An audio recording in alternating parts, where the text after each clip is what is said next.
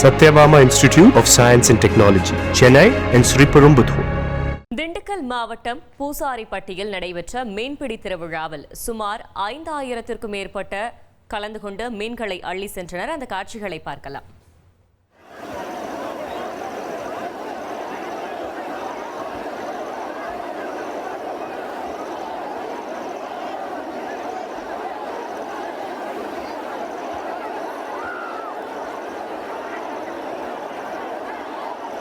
இது குறித்த கூடுதல் தகவலை செய்தியாளர் சேகர் வழங்கிட கேட்கலாம். சேகர், வணக்கம். கள தகவல்களை சொல்லுங்க.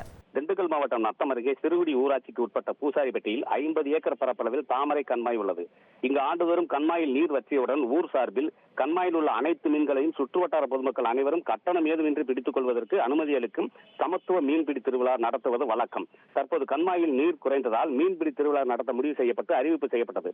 அதனைத் தொடர்ந்து சிறுகுடி, பூசாரிப்பட்டி, நல்லகண்டம், இந்திரா நகர், புதுப்பட்டி, லட்சுமிபுரம், தேத்தாம்பட்டி, மந்தநாயக்கன்பட்டி, குப்பப்பட்டி, ஒடுகப்பட்டி, எட்டயம்பட்டி, அணைமலைப்பட்டி உள்ளிட்ட 18 பட்டி கிராம மக்களும் மற்றும் வெளி மாவட்டங்களான சிவகங்கை, புதுக்கோட்டை, மதுரை மற்றும் திருச்சி மாவட்டங்களிலிருந்தும் சுமார் 5000த்திற்கும் மேற்பட்டோர் மீன்பிடி திருவிழாவில் ஒரே நேரத்தில் ஒற்றுமையாக கண்மாயில் இறங்கி கச்சா, வலை, கூடை மற்றும் ஊத்தா மீன்பிடி கூடைகளை கொண்டு மீன்களை பிடித்தனர்.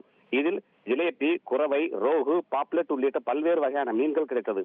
பொதுமக்களுக்கு 2 கிலோ முதல் 5 கிலோ எடை வரை உள்ள மீன்கள் கிடைத்தது. கிடைத்த மீன்களை பொதுமக்கள் மிகவும் மகிழ்ச்சியுடன் தங்கள் வீடுகளுக்கு எடுத்துச் சென்றனர். Satyabama Institute of Science and Technology, Chennai and Sriperumbudur.